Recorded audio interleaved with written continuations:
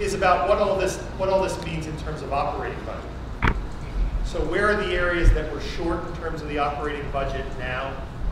And you've heard me say, if you've come to these for a number of years, that that's largely in the areas that wrap around the classroom: guidance, nurses, OT, PT, those kinds of areas where we've barely kept up, if we've kept up at all. There's going to be, as you imagine, a high school that goes from 1,800 today to 2,500 in 2022. You can imagine the number of teachers and support positions that are going to be necessary to maintain class sizes, to maintain programs. All of that's going to be wrapped into that conversation. So we're putting forward that to the Override Study Committee next week, and it's a large sum of money.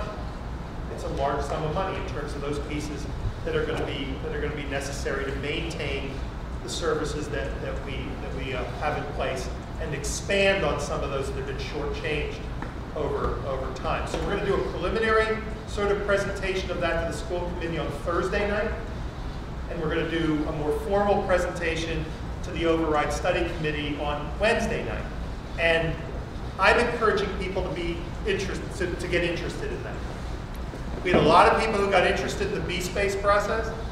I think a lot of people need to get interested in this process, because obviously we're being pressed in this to reconsider some of the long-term assumptions that the district's been built on, right? To reconsider things like MEDCO, to reconsider things like our commitment to staff and the materials fee program that allows teachers to bring their children here, to reconsider things like the way we run early education, to reconsider things like our district boundaries.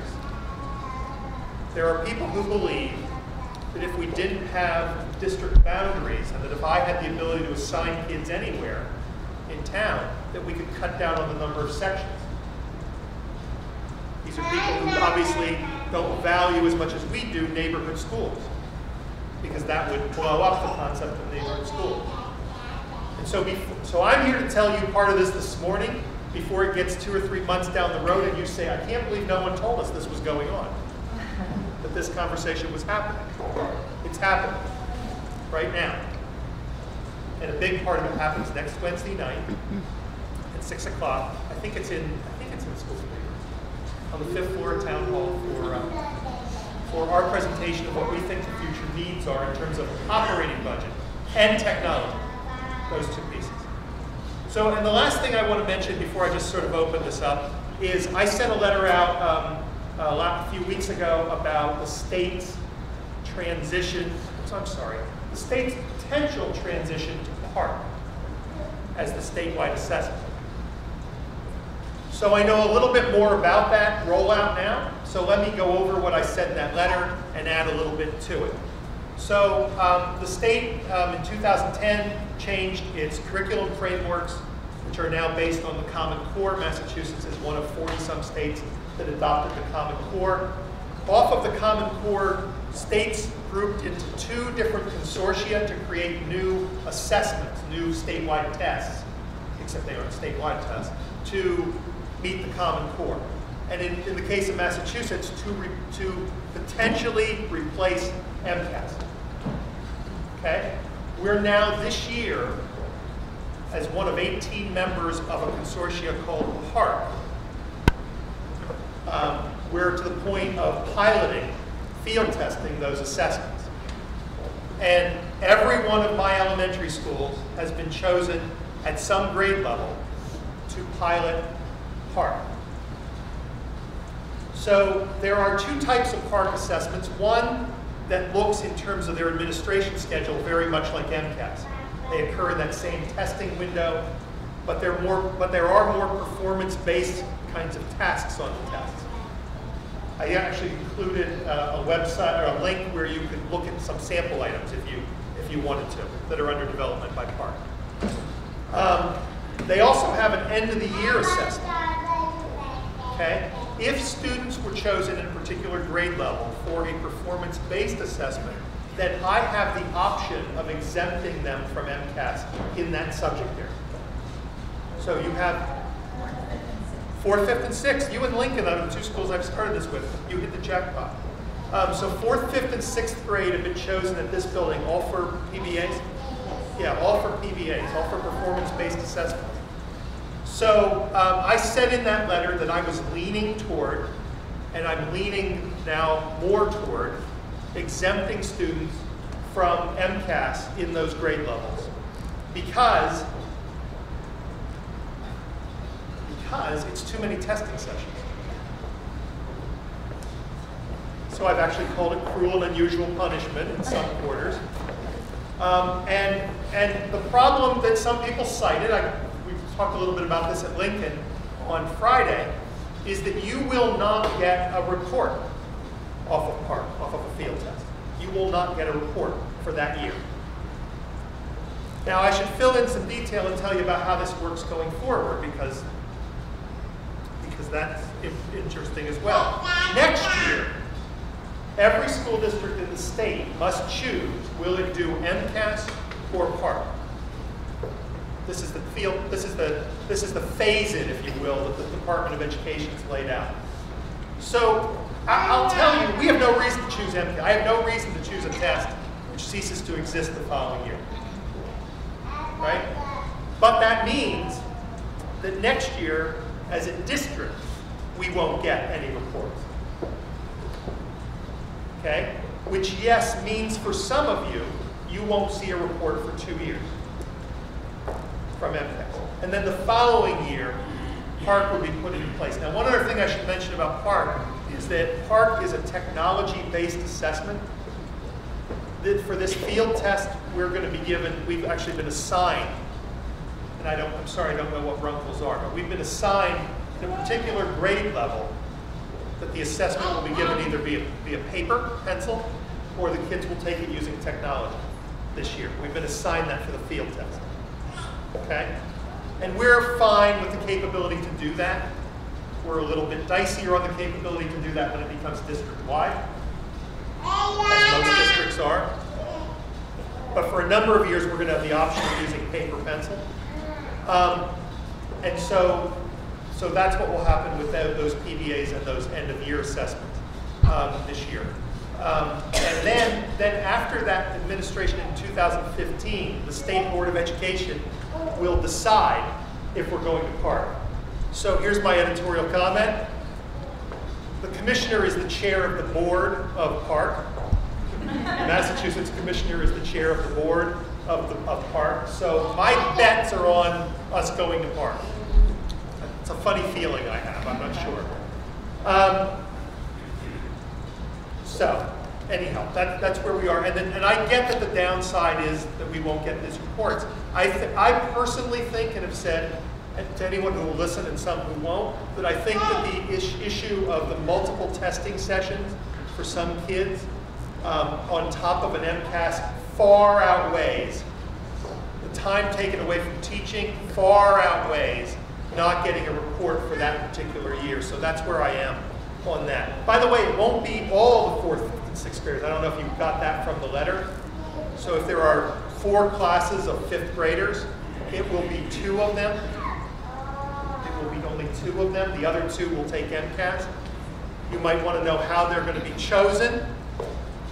Last Wednesday, I learned that we're going to be given a set of protocols that we have to use in order to identify which 2 classes. My understanding is it makes it very easy. The class profile has to fall within a certain description for us to choose that class. So I don't know which 2 5th grades will be chosen right now. I will by January-ish. And then, of course, we'll let people know. Okay? So let me just throw those 3 things out there and start there. And then we can talk about whatever you want to talk about. Yes, sir? I was wondering if we could flesh out the redistricting a little bit. So we have kids who obviously lived through Oakland for a couple of years, and you're talking 4 or 5 years out from now, there might be some redistricting that's happening once all those renovations are done. Will kids who are here and several years through a Runkle school be moved, or will it be new families that will be impacted by redistricting? So it's hard to answer when I don't know exactly what it will look like yet. I will say off the top of my head that it probably impacts a school like Pierce more than it impacts a school where we created space. But I think there will be some bump. I think there has to be some bumping impact. You know, some of you know this because you've heard me talk about this before. I implemented a major redistricting effort in another district before I came here.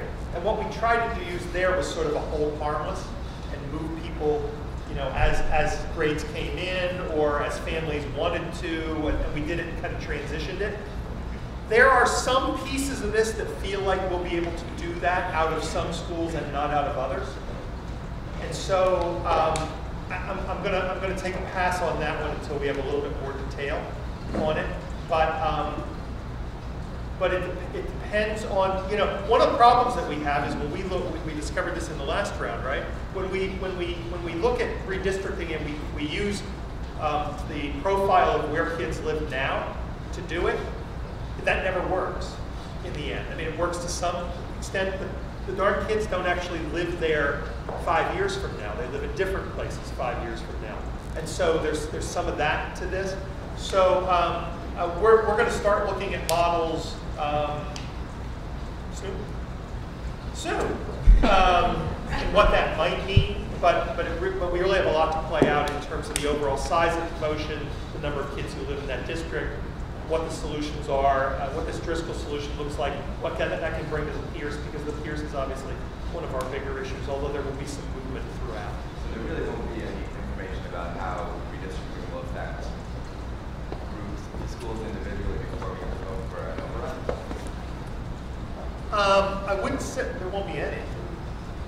I'm sorry, I'll keep looking at the chair of the school committee, Alan Morris, and former chair Rebecca Stone here with me this morning as well. Probably not significant. Yeah, I mean, because as Bill said, a lot of these are future projections of where kids are likely to be and how over capacity certain schools would be as a result of those enrollments. Because we don't know what those are yet. We don't know exactly how many kids, given the capacities of schools, given the timeline for renovation and expansion, are going to have to move any given year. Honestly, the B-Space review of potential redistricting, when we took, because it was at the very end, and we didn't actually have this proposal in front of us for the expansion of Driscoll and Devo and Pierce. When we did a sort of an eyeballing of what that kind of redistricting would look like, it looked very much to me, and again, no promises because it was very preliminary, it looked like the existing buffer zones that we had would likely be usable for any kind of moving kids around. So it's not the kind of redistricting, I don't believe we will have to go to the kind of redistricting that we were talking about with some of the B-Space proposals originally, where we were shifting current students to a totally different school. It looks like, again, no promises, but it looks like the buffer zones will give us the flexibility we need. Yeah, some of those scenarios actually were 30% or more of the kids. Yeah. Yeah. The goal would be to use those buffer zones if possible. Sorry? That would be the goal then, to use those buffer Oh, zones. sure. That's always the goal. Sure, absolutely. And even in redistricting, the goal's been to not do hard line redistricting, but to expand buffer zones. Sure. Thanks for coming this morning. You're welcome. As you and many others in the room know, I've been a parent for over 11 years now. I have a junior in high school and a sixth grader. And so I've seen a lot of changes at Runkle, obviously. And most recently, and I'll keep this at the district level, we're going to be talking specifically about MCAS and Runkle on the 13th. But for the last 3 years, Runkle has changed from being one of the higher performing schools, K-8 schools in the district, to I think this year it's the second to the lowest. And the last 3 years, we've underperformed the district and brought the district average down overall. We kind of get into the weeds for everyone better. So, you know, and the particular outlier class, which our kids have in in terms of particularly poor performance on MCAS. So I recognize that MCAS isn't the be-all and end-all, but it's one dipstick performance, and it's the only dipstick performance we have to measure ourselves against the other K-8 schools in Vermont. And my concern as a parent, the only publicly available parents to look at. So my concern is someone who sees what's ahead with the junior at the high school the kids who are in these classes where kids are struggling to pass basic competencies, you know, how do we ensure that we kind of bring them up to speed so that everybody can do well, but also those kids who are already doing well and are have the potential to be very high achievers can receive the attention that they need so that by the time that they get to high school and blend in with their schools, they'll be in a competitive position with those kids. Because I see what happens. And so I'm sorry, you see what happens, what does that mean? no, I see what happens when all the kids get together in high school, and thankfully there's levels of classes which makes a big difference. But you can start to tell the difference in the schools that maybe put more focus on analytic writing or more focus on science. And, you know, the kids know which schools are doing better on what. So I just want to make sure that the teachers aren't starting to give less homework, move at a slower pace. And so from the district perspective, I want to know what the district can do to help us, what the district can do to help do the analysis necessary to figure out what the problem is so that we can improve the situation. So as I said when I wrote to you about this, what we're trying to do right now is put our director of research and accountability back in place. The first thing I want to say is to figure out whether any of what you just said is true, because I don't think we necessarily agree that all of that's true. I think we'd have to do a deeper dive analysis in terms of individual kids. We have to get into the weeds and support the principal and school council in posing the questions that they posed about overall. I will say, I mean, we've over the past few years taken some look at this idea of MCAS and using those scores to try to make predictions about high school success, and we've not been real successful at doing that. That doesn't correlate to the kinds of classes kids end up in. In fact, we did a real preliminary piece. I know I get this question once in a while about things like Russian math and whatever, and Josh Paris has looked at that close enough to tell me that taking those kinds of additional courses has been no predictor of kids ending up in upper level math courses. So we've lost about a year and a half now in terms of our capability of doing those kinds of analyses in losing this position. We're very close. We expect to have someone on board by the beginning of the year so that all of our principals will have that support in doing that analysis and answering those kinds of questions. So, to be continued. But clearly there's an issue of conflict. I don't know that. You say there is. There is. The numbers would say it's just. Well, the big broad numbers would say that there is, okay? And as you've told me, I don't know if we dig down into those and look at the individual concepts and what kids are achieving, and for example, look at their individual growth scores. I'm not sure that there is. So I'd have to have someone else who understands that kind of information and who we lost the capability to do a year and a half ago tell me that. Yeah, I'm just concerned that we're sitting here in November with a third year of very general results. And by the time we can get a plan in place, it'll be time for another round of testing. That's not true. That's not true. If we have somebody on board by January, that's not true. Principals will have that support that they need early in next year. Bill, just Yeah, go ahead. Just if the school council, there's one agenda item for the upcoming school council meeting on November 13th, and we will be. Oh, good. I wondered what the 13th was. Okay. It's a big day, Brookline. You know, do the council meeting first, and then join you at 6. That'd be great. Do that. Put that on your calendars right now. It's also ideal to have a oral The Runkle trifecta of But you've got to be events. at town hall at 6 o'clock. But it is a single agenda item. We are going to be able to delve in deeply and to share how we are able to, what we found as we were looking at the data, but also what the next steps are. So do join us that day, and we actually will hold it in this room.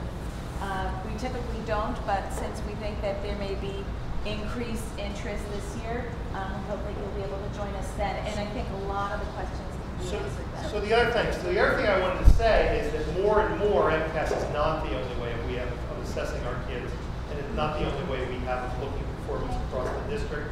For good or bad, we've been in the process of, well, this is for good. We've been in the process of building a number of our own assessments to do that, and either fortunately or unfortunately, driven by the state, we'll be in the process of creating more that we can use in looking at those kinds of performance. They will have some. They won't have all. They will have some. That was actually my question, is in the absence of the continuity of MCAS for those 3 grades and those cohorts within those grades, now you're going to have 3 different data piles. Yeah. And as much as we all love data, the MCAS for only not everyone looks at the MCAS as like, you know, aha score. Right. So it would be great if internally at each school we could be more educated as to what tools, what valuable tools will be. I think that's true. Subsidizing the. I agree with that, and I think you will. You know, I agree with much of what you just said there, and we need to figure out what those other assessments are that go into the work that we do on that report card that we publish each year, and then make some of that public. One of the things that I think is, in my mind, is a bit consistent with where Linda's coming at it, is that often you hear about assessments and supplemental resources and learning strategies for kids who maybe are not at the level of, let's say, where we like them to be. And so we're working hard in the boost area, but it's hard to tell whether or not assessments which show kids are performing very strong or even above average, what boost are they getting? We've heard that, and that's factored into these discussions as well. Yeah. Yes, sir. So I'm going to here. Just sort of come back. Not yet. Right. Just come back for me is what have we learned from CAS and what's the reason for transition? What was the second question? So what's the reason for its transition? And what's the evidence? Oh God, you're going to get me started. Okay, so yeah, I can. So what have we learned from MCAS, and what's the reason for the transition to Park? So the reason for the transition to Park is beyond this school district. It's a state decision. Actually, it's driven by the fact that Massachusetts signed on to Race to the Top, and signed on to the Common Core, and signed on to a plan to transition to a new generation of assessments. This has been fairly controversial in this state because this consortium includes states that have not historically performed on the level of Massachusetts in our own state assessment, in national assessment like NAEP, and in international assessments. So we have partners in this work that have not achieved on the level of Massachusetts, and that's been fairly controversial in some quarters. Why are we dumbing down our test? We're not dumbing down our test. You know, I have a lot of questions about Park. I've said, though, I'm just old enough now to remember the implementation of MCAS, and they're not terribly different questions than they were when we put MCAS into place. Massachusetts believed, they're probably right on this point, that it would be too expensive for one state to undertake this idea of creating an assessment to meet the Common Core on their own, and to move to the next generation of assessments that would be performance tasks, that would be available for use via technology, that was going to be too difficult for one group to do on their own. So we participated in the formation of Park and sent most of our people who were in the Testing and Assessment Center to staff Park. In fact, the person who had designed MCAS in this state, a guy named Jeff Delhouse, is now the chief researcher for Park. So I have great faith in Jeff, and so therefore I have some faith in this consortium. I think the transition's bumpy. I've just described a piece of it to you. It's very bumpy. Let me give you two others that are really not quite on your question, and I'll come back to what do we learn from MCAS. So there are two pieces that really trouble me. One is that you may know that we're in the process of putting into place a new teacher evaluation system. And the one thing we're not doing this year at all, but which will happen in coming years, is that teachers will also get a rating based on student performance. Okay? So they'll get an overall rating based on observations from their supervisors, but they'll also have this student growth rating, which will be public. One of the factors in that must be the growth score of students on whatever the statewide assessment is. Okay? All sounds good so far, except that right as we begin to transition into this, we're changing the state assessment. Who wants to be a teacher? I'm serious. Who wants to be a teacher as we're telling you that as we start into that process, we're going to change the state assessment, and we have no idea right now how it's going to correlate with the one we've been giving. How many want to be rated in that way? Not me. So that's one problem. The second problem is we lose, this is one you'll probably figure out real quickly that I'm actually fairly passionate about. Mr. Morris got to see me at Lincoln last week on this. So Massachusetts got to govern some of its own rules around its tests when it was our own testing system. And we've now lost that ability. So let me tell you the one that gets under my skin. So we now have a process in Massachusetts that allows, actually the state regulation on the test is that all of the tests are on time for every student. Park hasn't adopted that standard. Park hasn't adopted that standard. Park says the test is untimed if you have an IEP. Now, I'm a child with an IEP, so let me explain to you the problem with that. The problem is that children with IEPs, like my daughter, who's visually handicapped, she's legally blind, will not take the time that she gets if everyone else is finishing and leaving the room. You know why? Because she's 16. That's why. She won't. She sees everybody else leave and she says, I must be done, and leaves. If everyone has untimed tests, then lots of people with IEPs, not with IEPs, stay and take the time they need to finish the test. It's wrong. What this consortium has agreed to is wrong. It's a mistake.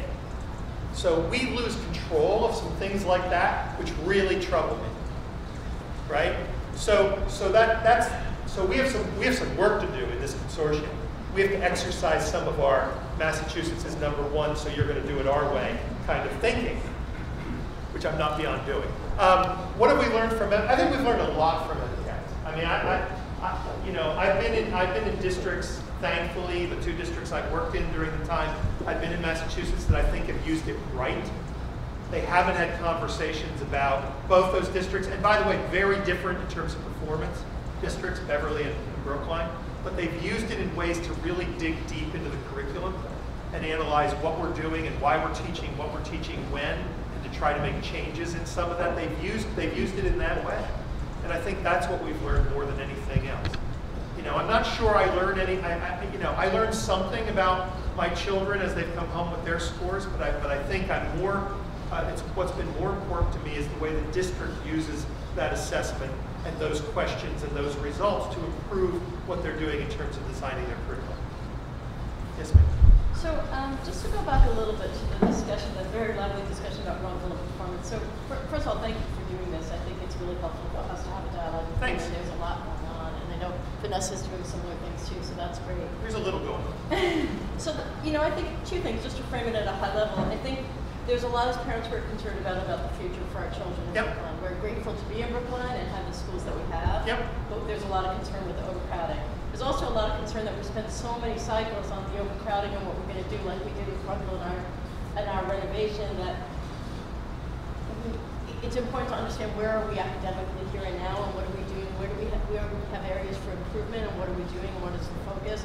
So a few things. I know there's a lack of clarity on this analysis that's been done, and I know that we'll have someone in January, but that's going to, even if we're first in line with that new person, it's going to take at least a month or 2, whatever, to get that analysis done. In the meantime, you're having a meeting, which is great. I asked the question again, and then I have another question, is how can we have support, because we don't know the answer yet, and you might very well be right that it's really not an issue, from the district, and what support can we get from the district, maybe even participating at this meeting, to make sure that we're covering both bases as we do the analysis we need to do. Sure. To make sure that Runkle is where it should be. That's the first question. And then the second question is, where do you think at Runkle we need to improve academically now, and what do we do? Where are those areas that we need to improve and do more, and what are we doing about them? So let me answer the first one, and I'm not sure I can answer the second one at this moment. So the first one is that I think those supports are, I mean, I'm talking about one position that helps analyze data, but I know from the conversations I've had with the deputy superintendent and with the principal that those other kinds of supports are in place, and I'm not sure whether there's anyone else in terms of coordinators that are going to be part of that discussion on the 13th or not. But I know coordinators have been, as they've had to in particular during these 18 months that we've gone without this position, have been really intimately involved in helping to take a look at some of those numbers, right? And take a look at some of those things in terms of individual student reports and those kinds of pieces, and supporting the principal. So there are a bevy of supports. We're lucky in that way, right? And that we have an elementary person in mathematics, we have an elementary person in English language arts, we have a coordinator in terms of a gifted and talented ECS program that we can bring to bear in terms of any of the buildings whenever principals ask for that kind of support. The second question I'll leave to them. I have to leave to them, right? In terms of, I mean, I think there are areas that we've identified both through this assessment and our literacy battery and our literacy assessments where we have a lot of work to do in terms of our individual grade levels, in terms of individual schools, where we're seeing performance that's better than other places. But that's a great question I think, for the principal. It's a great question for our English language arts coordinator, Patricia Kinsella, in particular, as she works with that team, and for our math coordinator, Karen Wolfson. So maybe we can have those people there at some point, or with the PTO, maybe that's something we can make. I think that would be terrific. If that's, whether it's at this meeting or another one, I think that's a terrific idea. Yes, sir. So one question on the testing, and regardless of where we net out, I just ask, from your perspective, from the district's perspective, looking outside in, whether Runkle has had any disproportionate changes in population relative to other schools. In other words, have we seen rises in the ESL mix, the locations from which our students are coming? Have we had disproportionate teacher turnover? Are there any glaring hypotheses that before we get into this bottoms-up analysis? It's a great question. I think the answer is no. I think that the answer is no. I will say, one of the things I often try to go out and say is that the district population, in the midst of this growth, the district population's also changed, right? It is more a population of students of color. There is a tick up in the poverty index in this district. If you've seen the Understanding Brookline report, you understand that the middle class is disappearing, right? There clearly has been an uptick in our ELL population, and in certain languages more than other. It's not only a larger population than it was in 2004 when I came, but it's a different population.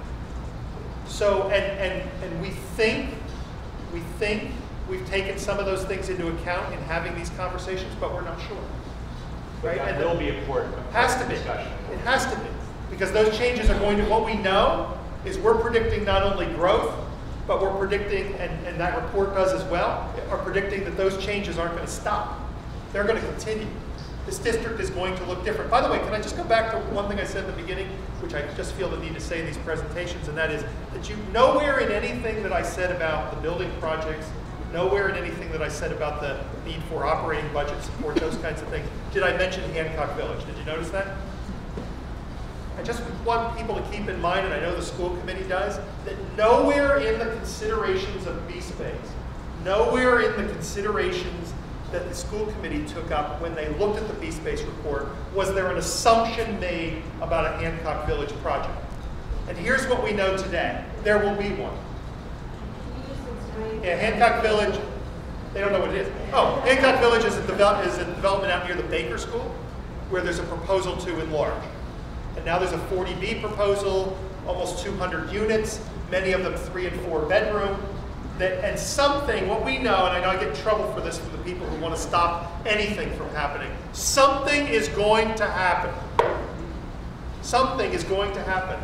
There is no way to stop, based on my understanding from people who do know this, there is no way to stop anything from happening. It will happen, and yes, given our prediction models based on what we've seen so far, it will result in more students. And yes, it will result in more students than the developer or any consultant that the town brings on predicts. Right? I tell this story real quick. Early on in this process with the chairs, I sat in a meeting where we were shown a one-bedroom unit that was going to be put in there. One-bedroom unit. And they said, well, obviously no students will come out of this one-bedroom unit. And I said, really? What's this space in the middle called? And they said, that's a den. I said, no. In my world, that's a second bedroom. Look at the development as it sits there today. Look at the population that's in each of those units. If people want to come to school here, they will take that and they will find a way. It will lead to more students. So we haven't factored those in yet. So when I say, yeah, it's modulars at Lawrence, it's Devotion, it's Driscoll, it's high school, it's something out with Pierce, we have this new piece of information that is more certainty that something's going to result there to factor into those equations down the road. And yes, what we know from that development, the reason you triggered my memory, is that that development will, because it has in the past, change our population. It changes the diversity of our population because of what we know about who takes that housing on that base, on that short-term base. We know that we get a certain demographic there that changes our population and has changed it drastically at the Baker School and the high school over the last 10 years. Yes? I'm trying to figure out how to phrase the question. We've had a lot of talk about data, and we all love data. And we're suffering from not getting a lot of data recently. And there becomes that I agree with, that there are lots of factors that parents aren't aware of. So we only see like grade council results. But my concern is, as we institutionalize new assessment tools on teachers and on students, how do we protect from becoming a test prep district? Because we want to make sure our numbers are low, as opposed to focusing on the high quality of teaching which is going to brought us to this district. Because when I'm hearing all of this, this really bothers me, it really worries me. That's not what I want my kids to do. I don't want them filling out bubbles. I want them to learn and engage. Yeah. So that's a really great question. Thank you so much for asking that. The answer lies in those of us who get to push back at the state level, pushing back. The answer lies in when we create our own local assessments, creating assessments that are actually part of instruction, right? That are performance tasks that, you know, I think the best assessments are when teachers and students say, that was just something I did as part of the learning that we were doing. It wasn't, okay, let's stop and fill out a bubble sheet kind of assessment. Those are the best. Those are what, so as we look at these, what are called district determined measures, DDMs, that we have to create as part of the educator evaluation system, that's what we're looking at. We're looking at trying to create portfolios for kids. That is places where we can look at what they've done over time and use them in that fit manner, and not another series of mini. The state commissioned this process this summer to try to create DDMs for districts to use, and they hired. I just lost it. Who they hired to develop them, and they actually took to calling them mini MCAS. And I said, that's it. We're not doing any of them, because if that's what they are, if that's what these DDMs are, then it does exactly what you just said. It just creates more, less and less based on performance, less and less based on students showing evidence of what they've learned in ways that they choose, right? And more about bubble sheets, and we're not going to do that. But it's also about teacher satisfaction and innovation. That's right. Because if they are feeling under pressure to perform based on being held to certain statistical knowledge, then they will, by force, have to change how they're instructed instead of really teaching to raise everyone up and engage them and be inspired and lifelong learners. Yeah, so it's a huge concern. I mean, just in terms of what was laid out over here, right? I mean, this is the push-pull of this. Do I believe that on some level, parents deserve to see some of the evaluative information on their teachers? Sure. Am I afraid that the state and the feds have taken that discussion too far in what's going to be reported and published in the Boston Globe? Yes. Because I'm afraid it'll do exactly what you just said. Right? And I'm very concerned about that. And yet that's state law. There will be a time down the road where you will see in the Boston Globe, Runkle School, number of teachers rated as this, number of teachers rated as this, number of teachers rated as that. And I think what we've seen evidence of in some other states already that have gone down that road is that causes change in behavior on the part of teachers, and I'm not sure in a positive way. So we're trying to figure out ways to minimize that. But it's difficult work. Yes, ma'am. I just supported your line of questioning because this is an area that concerns me a lot as well. I think that the space issues, which are real and serious, and then also the testing pressures and the environment of testing have both, I would imagine, created a kind of lunar eclipse for all of you. You know that that's what you're doing. You're in a constant sort of state of crisis. And my concern along these lines is that what are we doing to make sure, as these kids go through what are still small, intimate neighborhood schools, which is a tremendous gift, that they are getting well thought out, considered academic experience and passionate, supportive, experienced teachers. So I guess the question is, what are you able in your position, and what are you able to delegate out to the folks that we work with to do to specifically make sure that that's still a value? I think, you know, I don't want to throw out the baby with the bathwater with the testing, because I can see it has some value. I think for a huge portion of the population of Brookline, the Common Core stuff for testing is a solution for a problem we don't have. Right. And then it eclipses us dealing with the problems that we do have. And in the case, I have two children. I have an 8th grader and a 2nd grader. Here at Runkle, we've had, and I don't expect to get my kids through any school system without having a bumpy year. But I think we've had individual teachers, courses, curricula, years that are really well organized, really well thought out, full of passion, and then cases in which years or periods or courses and areas of study where that's not the case. So where's the energy and the emphasis? So that's a great, thank you. I think it's in. So this is what we say all the time when we're talking about these lovely state mandates, and I'll leave out some of the colorful language that we use. So we talk about how do we take this and turn it in a way that it fits with what we're trying to do, right? And some of them are difficult, but this DDM conversation is a good one for that. So we believe that we have to take that conversation about these assessments that need to be created or put in place, many of which we believe we already have, and we need to focus them on adding value, right? We need to focus them on creating good performance tasks. We need to focus them on allowing teachers to be creative and innovative. And I think we're on the road to doing that. There are some areas where we're going to have to push back. I mean, the school committee's heard me say enough about this issue of the testing and the non-timing. It may be an issue where I'm going to say, I think this district needs to push back on that. There may be other areas around the number of assessments and the way the teacher evaluation system works where we have to push back. I will say that separate from what the state has put in place and what we've put in place the last year in terms of evaluation, and you don't see a lot of this, and I think that's the way where a lot of this belongs, right? That we've been very, very successful in creating a really rigorous teacher evaluation system here. I think we have a great hiring process. I think Dr. Allen's done a great job in working with principals to make that process even more rigorous and to challenge them to look deeper at candidates and the recruitment of candidates.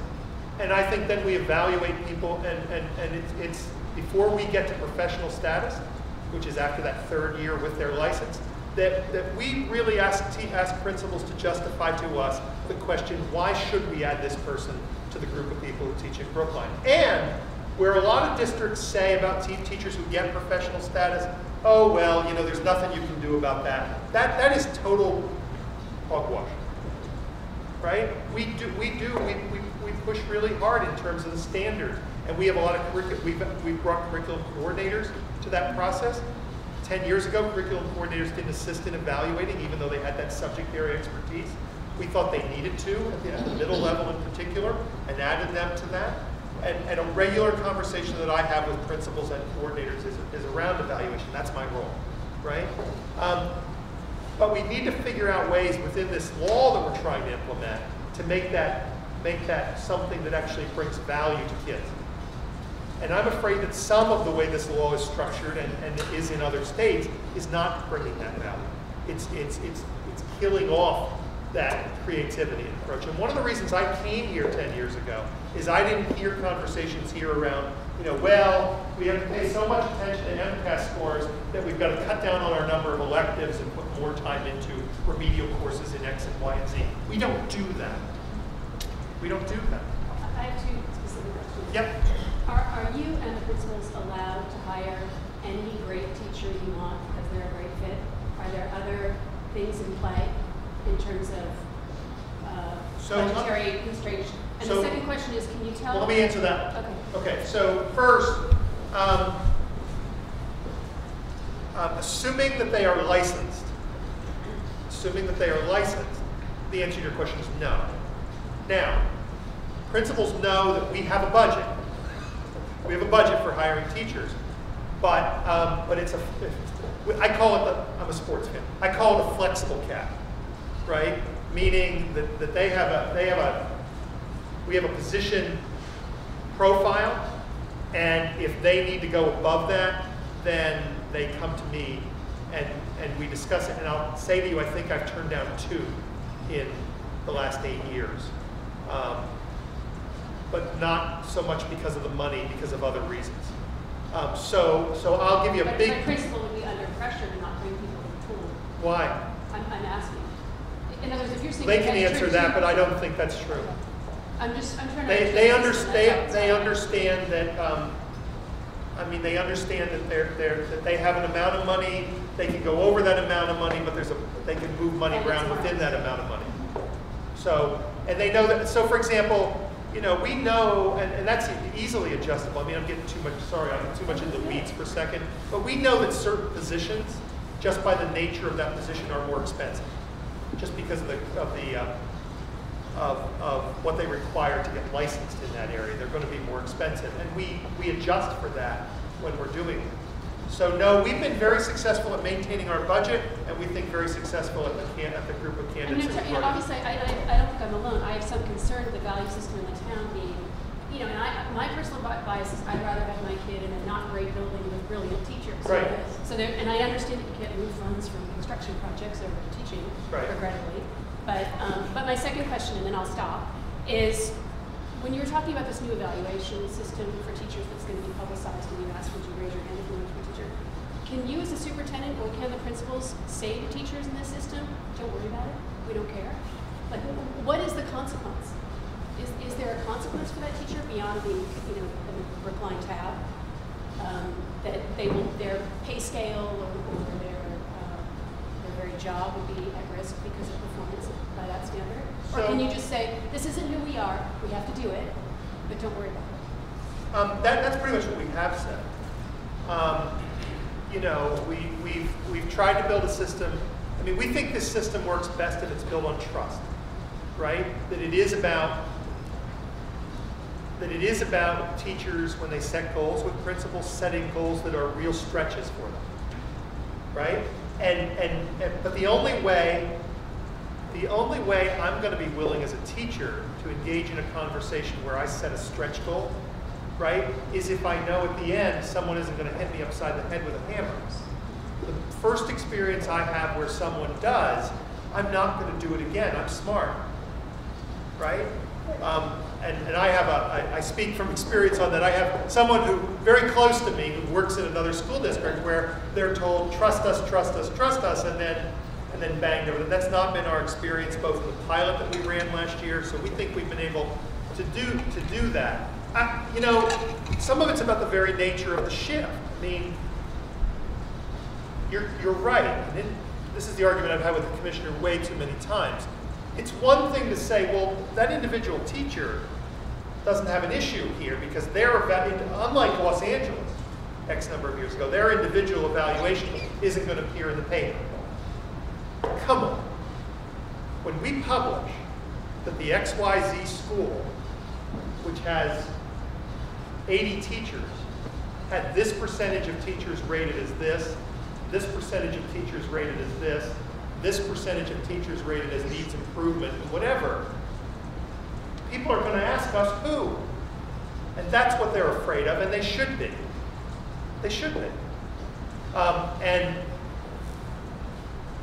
we're not there yet on figuring out what that's going to look like. There's still a lot of pushback from my professional association on the commissioner at the state level to try to modify that in some way, knowing that I mean, it's one thing to say to our teachers, trust me, and then at the end of the year have that happen.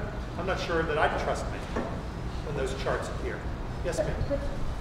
I mean, it's still a test. You know, if there's it's still an indicator of teachers who... No, this is the test. Oh, or an evaluation. Yeah. Still an evaluation. So on the flip side of her question, what do we do with teachers who, I mean, teachers are people. I mean, they get fried, right? What do we do with teachers who are underperforming? You know, that have been in the system a long, long time. I mean, if all of these evaluations are, I mean, there's some validity to them. We can't just say, please don't worry about it. I mean, we're not gonna nail you for, you know, if you had a bad experience. But surely there's some value in these evaluations. So let me back up. Let me back up. So I think we've had a system that does that. I think what we're trying to do with this new system is figure out the ways we can use it to bring value to what we've already done and to propose some changes. What I'm concerned about, is the public nature of it. That's what I'm concerned about, right? I'm not one of the people that, we have components that have to be added to this in the coming years, right? So we're going to have a component that has student input, student feedback to teacher evaluation. By the way, it doesn't say just at these grade levels. The law says K through 12, right? We haven't figured out what that looks like yet, but okay. But that's what the law says. I'm not terribly concerned about that, and I don't think teachers are if it's done in the right way. The state is still debating this question. Somebody wrote to me about it the other day. Is there a parent component to teacher evaluation? Well, let me just say honestly, at the risk of, is there a door out here? You know, I think when controlled for certain aspects of the evaluation, of feedback, sure there should be. On all, no, because you're not in that classroom every day. You're not in that classroom often enough to make some judgments. Others, in terms of communication with parents, those kinds of things, we'd love to have your feedback. Absolutely love to have your feedback. So I hope the state figures that issue out, and if they don't, we do. So there are components like that that I think we're fine with. I think having a discussion with teachers about assessments, certain assessments that we have, whether they're portfolios or whether there are certain state assessments, actually brings value to the process. I think in good evaluation, we've been doing that. And I think in many of our schools, we've been doing that. I think the thing that most people are concerned about, because they've seen it play out in such ugly fashion in other parts of the country, is the public nature of it, right? The reporting in the New York Times and the LA Times, and what's happened as a result of that. So. It also goes back to the academic question, which is what are you evaluating them for having done? Right. Because if at the end of the 7th grade or 8th grade or 3rd grade, my kid's teacher gets 2 thumbs up because my kid's been taught to sort of take something in and spit it back out in a bubble test, right. I don't consider that a great year. Right. So if the evaluation system were more thoughtful and actually reflected that my child has learned something versus that they're like a dancing poodle that can fill out a bunch of bubbles in 35 minutes and that tells you what the teachers taught them, I don't want my child educated. An untimed test, right? Or an untimed test. And if we do well, do we get a banner that says best in Boston? I mean, like, what is the point? So, yes, I understand your concern about the public nature of the evaluation. But I think away from the public, what is the process when there is how we identify underperforming teachers, and what is the remediation process, and how often they're being evaluated? It's a confidence that there's rigor in the process, right? That it doesn't all have to be public, but we want visibility to you know, what's Well, the nature of the process? and that's there. I mean, once we get it sort of roughed into the contract language, which we're still working on, I mean, the way the process works is a public document. The way that process plays out in terms of the way we play it out, I'm happy to come out and talk about it anytime. I'm really proud of the process that we have in place. I think it's a very rigorous process. I think our union would agree in parts of the process that they object to. I think it's a very rigorous process. I think the added step where we have principals actually come and meet with their colleagues and talk about why people would get professional status is something that no other districts do. That we've added, that I used in another district, that we've added here, and actually brings value to the process. And I'm not proud of this, right? But we have very difficult conversations about people in professional status and whether we're bringing them back. And we don't bring back a number every year in this district because we think we can improve upon those positions. Sorry. I have a left side. Yes, sir. I'll do two more, by the way, and then just yours and one other, if that's okay. I'll ask two questions. Oh, good, okay. Why did the district choose Friday as the early release day versus midweek day? But it's the peak teacher development as well, so that's one. And then from a technology perspective, how do we rank versus other high-performing schools? So you say two easy ones, I say. Okay, so I chose Friday because the contract said that for the collaborative time, I had to designate the day, right? And it had to be after school. We looked at various models. So every time I say this, I have some people say, well, that was a good idea, and other people say, no, you blew it. And that's probably the answer. Every day I would have chosen would have been right for some people and wrong for others. I actually chose it because I thought, based on the conversations I was having with the parent leader group, which is PTO presidents and school council folk, and I have an advisory group out of the extended day, right? So I was talking with some of them, particularly the leadership of the BDAC group. I ran a number of different ideas for days by them, and Friday seemed to get the best response from parents, which is why we went with it. Other days seem to cause more issues for parents than Friday. I will say that the teachers weren't thrilled with Friday, and I told them that the choice of day in the end for me came down to parents. Whether that's right or not, whether we stay with that or not, right? That was the reason. In terms of technology, well, when you see the technology plan that we're going to lay out for the override study group to look at, it's pretty easy to say, I think, in that plan that we've not kept up, that we don't meet the expectations of those other districts. And I'm not just talking about the sort of the bells and whistles, right? I mean, I do believe that at the high school level, we should be moving toward a one-to-one plan, at least at the high school level, right? But I was in Beverly before Beverly did it. One-to-one means every child has a device. Whatever that device is, every child has a device. I live in a district that's in its 4th year of a one-to-one plan. And I can tell you, while I had my doubts X number of years ago when I was the superintendent there, it has brought value to the majority of classes that my children have participated in at that school. It has brought value in terms of even the way teaching occurs, even in terms of what homework looks like. It has brought great value.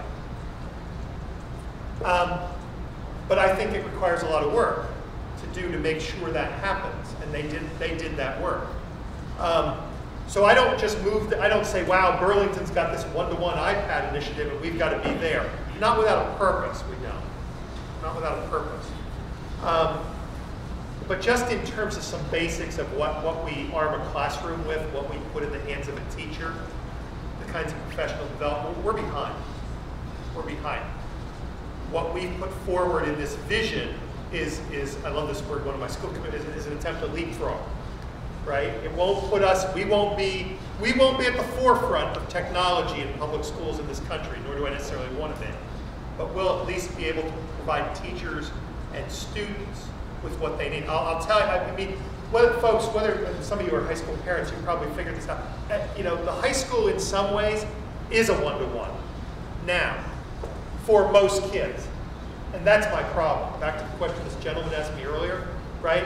So most of the kids participate in some class where technology is all but a requirement.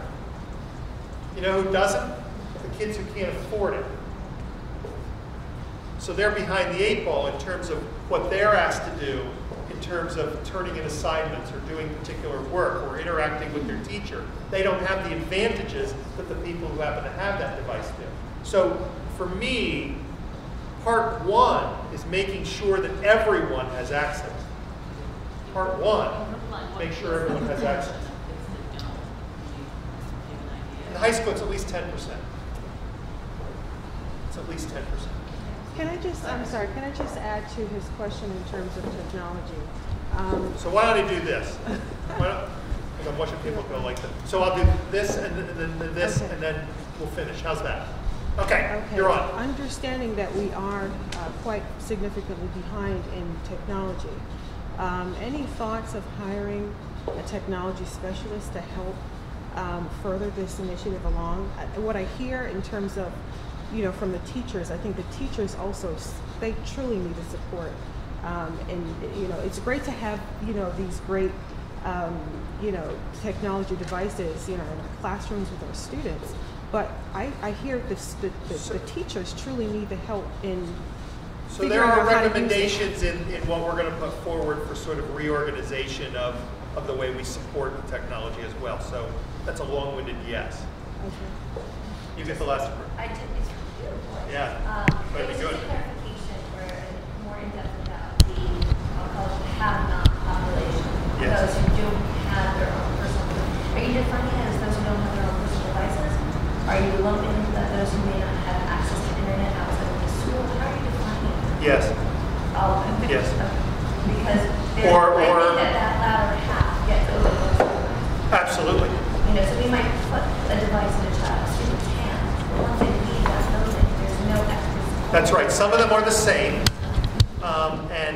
but many of them are different. To me, it means that they have individual access. It doesn't mean, as it's been described to me, that there's 4 children and 1 computer available for them. It means they have access. And so what some districts have done pretty successfully, including the district I live in, which calls what they do a one-to-one, but it's not. Kids are allowed to bring their own device as a starting point, is they've made sure that kids who don't have that kind of access do. The other piece of that is something we tried to do a number of years ago. It didn't work out so well yet, but we need to go back at it, and that is making sure that we can help provide people with internet access, right, through programs that Comcast and others have available. They still have those programs available. We weren't as successful at helping to sort of push that for people to take advantage of as I think we can be. Thanks so much for coming. Nice seeing you.